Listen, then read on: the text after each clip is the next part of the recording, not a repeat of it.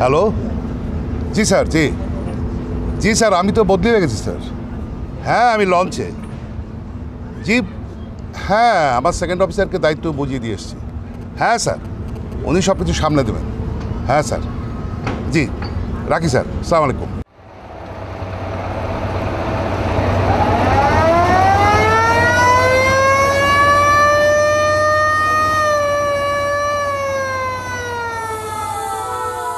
উপস্থিত বন্ধুরা, আমরা শোকাহত, আমরা মর্মাহত, আমাদের প্রিয় স্যারকে হারিয়ে আমরা বাকরুদ্ধ। আমাদের এই প্রিয় শিক্ষক গতকাল পর্যন্ত এই প্রাঙ্গণে হেঁটে বেরিয়েছেন, ক্লাসে ক্লাসে শিক্ষাদান করেছেন। ভাগ্যের নির্মম পরিহাস, আজ তাকে এখানে খাটে শুয়ে থাকতে হয়েছে। সে কিছু বলতে পারছে না, সে কিছু করতে পারছে না, সে হাঁটতে পারছে না। স্যারের মৃত্যুকে আমরা শোক না ভেবে শক্তিতে রূপান্তরিত করব এবং এই ভিন্ন ঘটল ঘটনার প্রতিবাদ করব এই শক্তি নিয়ে।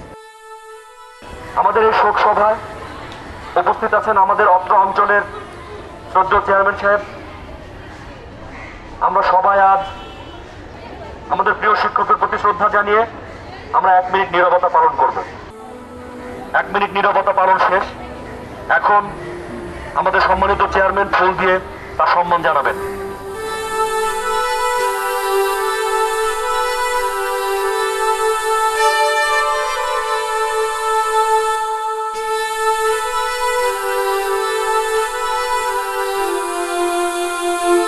এখন এখানে আমাদের প্রিয় স্যারের আপনজনরা উপস্থিত আছেন, তার শিক্ষার্থীরা উপস্থিত আছেন। প্রত্যেকে স্যারের প্রতি সম্মান জানাবেন ফুল দিয়ে।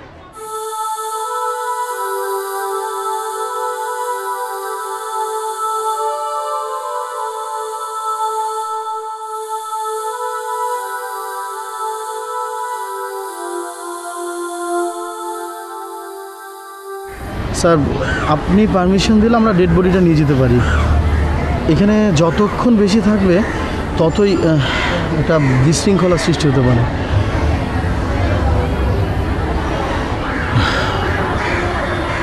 ডেড বডি নিয়ে যাওয়ার ব্যবস্থা করো।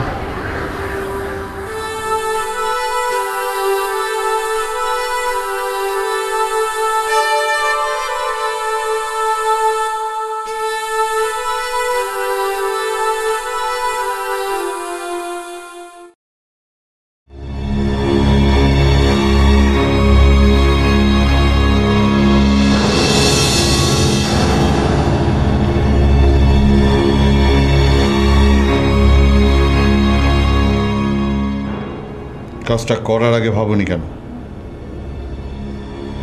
ইভেন আমাকে একবার জিজ্ঞেস করেছ? তোমাদের এই কাজের জন্য সরকার খুব নাজুক অবস্থায় আছে। এখন যদি পুলিশ তোমাদেরকে অ্যারেস্ট করে, আমার কিছুই করার নেই।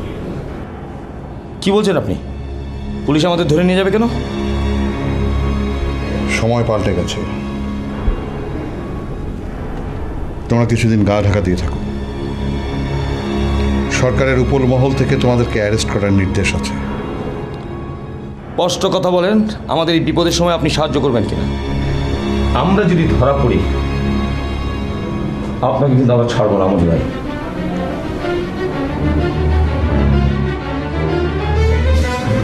ভয় দেখাচ্ছ?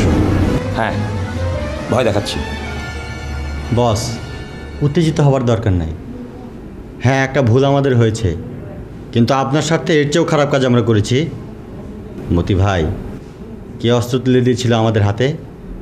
আমাদের হাতে অস্ত্র তুলে দেবার আগে এটাও ভাবা উচিত ছিল যে অস্ত্র কখনো কখনো আমাদের নিজেদের কাজে ব্যবহার হবে। বহুবার দলের স্বার্থের বাইরে আপনার ব্যক্তিগত স্বার্থ আমরা রক্ষা করিনি, ভূমি দখল করিনি, টেন্ডারবাজি করিনি। আবার ভালো মানুষ হচ্ছেন না? ভালো মানুষ আমি সাচ্ছি না, কিন্তু কোনো উপায় নেই। সারা শহর তোমাদের বিরুদ্ধে, মিডিয়া তোমাদের বিরুদ্ধে। তোমরা কদিন গা ঢাকা দিয়ে থাকো, তারপর পরিস্থিতি আপনা থেকেই শান্ত হয়ে যাবে।